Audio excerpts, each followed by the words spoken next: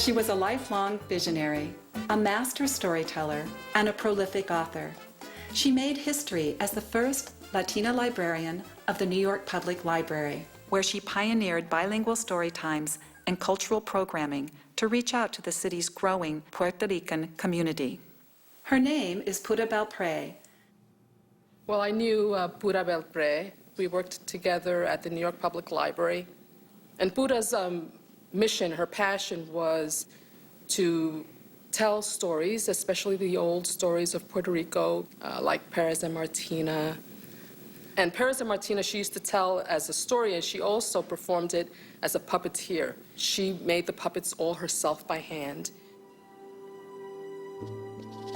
Pura Belpré's life and work are celebrated with an award given in her name to Latino and Latina writers and illustrators, whose work best portrays, affirms, and celebrates the Latino cultural experience in literature for children and youth. Although she died in 1982, Pura Belpré's work continues to make a positive difference. The award given in her name reflects Pura's personal commitment to multiculturalism.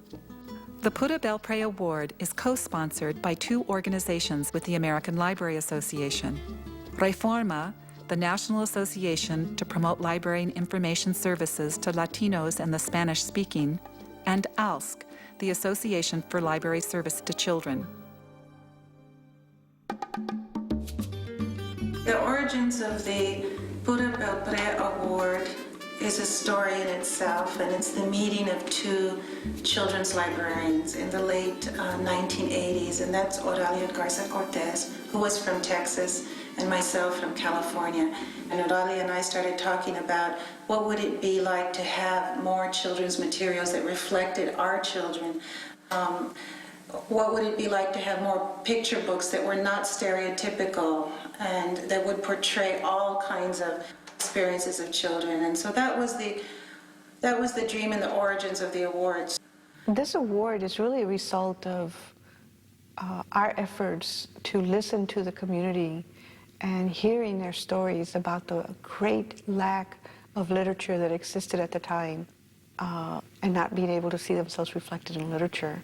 They had done a lot of work in formulating this thing that would hopefully change the face of children's literature, much the same way that the Coretta Scott King changed the face of children's literature. And it was a long time coming. I think if anyone has ever been to a Pura Belpré Award presentation, it's a very moving experience. There have been these remarkable human stories that have come out, and I suppose there's a struggle still within the Latino community to be recognized, to have their literature recognized and honored, and I think that's one of the things that this award does. When I won the Pura Belpré Award, I invited my mother, my sister, my brother-in-law, some of my nieces and nephews. So they were all there. What happened when I was giving my speeches, my father started to cry. And you know, he's a real machismo man. But when he saw me winning this award and up there and all the people around, and he saw the sense of recognition it gives you, I think that moved him. When I started painting, I could never dream that, in fact, I will have people in the United States cheering for my work, for my books. And winning the Pura Belpré Award was a validation, was saying that what I was doing was worth, that it had a value. Nobody ever told me I could be an artist or I could be a writer, when in reality it was the most important part of my life. The medal is a symbol of the fact that the experience lived by a Latino is as important, as magical, as crazy, as funny, as hilarious, as sorrowful. And it also is a different way of seeing life.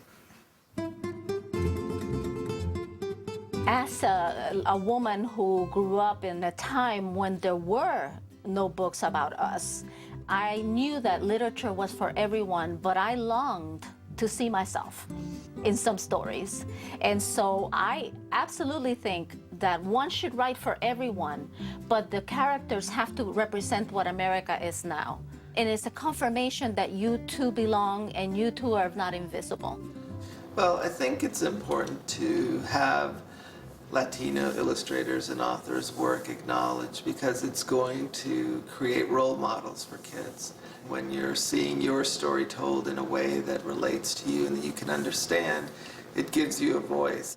The reason why I wrote Paz y Gallito, and I'm sure that it has to do a lot with the reason Pura Belpré originally started writing those folktales from Puerto Rico, is because you see the need of those books. They have to be there, so you can take them and you can show the kids and you can share them with the kids, the stories. Otherwise, you lose the stories and you lose the culture if you lose the stories.